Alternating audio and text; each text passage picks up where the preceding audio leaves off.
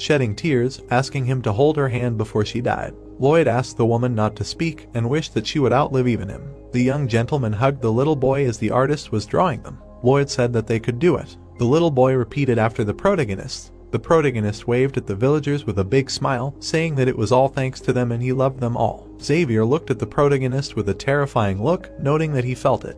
Lloyd asked the villagers that the food was delicious. The knight frowned, noting that he was plotting something against all these people. The soldiers placed a table on the ground. There was a stack of papers on the table. The protagonist sat at the table, saying that it was time for them all to pay their debts, and he had a whole mountain of contracts prepared there. The villagers looked at each other in bewilderment. Lloyd closed his eyes and grinned widely. Then he widened his eyes, asking that they knew that nothing happens for free. The villagers looked at the young gentleman in horror. Xavier grabbed his head, gritting his teeth, thinking to hell with him. He no longer understood what was good and what was bad. The brown-haired man looked at the man who had approached him and called out to him. The villager looked at the young gentleman with a serious look, asking that if he signed the contract, he would have a job. The protagonist smiled maliciously, sticking out his tongue. He said that, of course, they would pay a salary and even overtime. The hero looked at the villager with a crazy look, noting that from the moment the contract was signed and the first salary was received, they would have to buy food and everything else with their own money. The villager pressed his lips together. He looked at the young gentleman with a confident look, noting that he did not want to sit on others' necks and was ready to sign the contract.